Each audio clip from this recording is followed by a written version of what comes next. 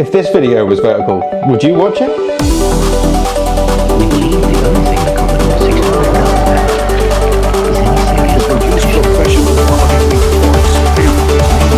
The computer should solve all humanity's problems.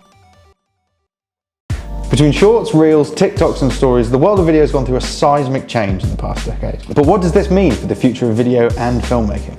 Well, we need to go back through the last 100 years of video creation to see why this is such a monumental shift in the medium. The world of cinema started with 35mm film stock. This has an aspect ratio of 4:3. But even in the silent era, it was apparent that humans view the world through a much wider lens. The next decades were spent trying to expand the width of the view for audiences, using everything from larger film stocks like 70mm, like in Lawrence of Arabia, to using anamorphic lenses, which would squeeze the image and then de-squeeze it later to create a wider field of view. This was done in part to innovate in the space and give audiences a new reason to visit the cinema, but to also combat cinema's new technological enemy, television. In the 1950s, homes began to include television sets. To put it in perspective, there were about 3 million TV owners at the beginning of the 1950s and about 55 million by the end. It was a hit.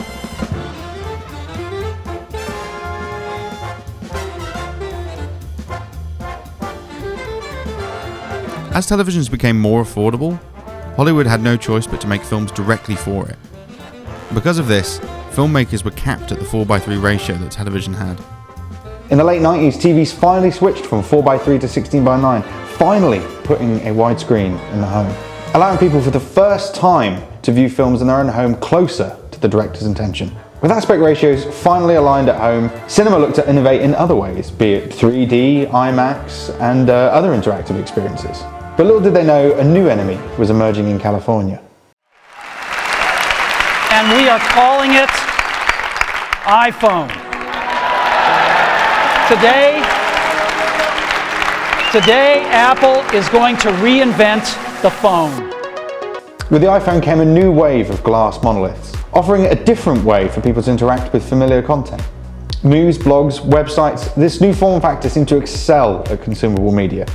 Even in the video space, by merely twisting your device landscape, a familiar widescreen angle was achieved. It wasn't until Snapchat came along and showed us the future of video. Borderless full-screen video, allowing people to use the full capability of their shiny new toy screen without having to move anything. And like all paths of least resistance, it took off in a big way. What started at Snapchat spread to Instagram stories, and later to all major platforms, slowly dipping their toes into the vertical water. But these were all half measures.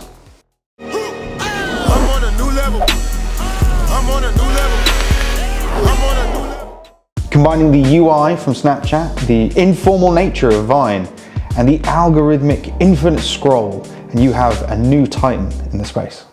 With 62% of YouTube being mobile viewers, and all of the major social platforms switching their algorithmic preferences to vertical video, it's fair to say that portrait is here to stay.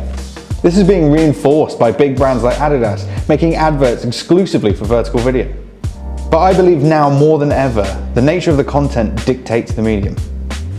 The use of phones has detached us from focused media, so much so that long form can't survive on it. These platforms have conditioned us to the idea that if we don't like something, we have another one waiting just below it, ready to scroll to. Its very success has become its own enemy. Unable to find deeper connections through longer form content, it has ostracized itself as the short form pariah. This is made evident with TikTokers leaving the platform for YouTube in droves, not just for financial reasons, which of course there are many, but to find a deeper connection with their viewers. Of course, these are just my views, but ask yourself, if this video was vertical, would you watch it?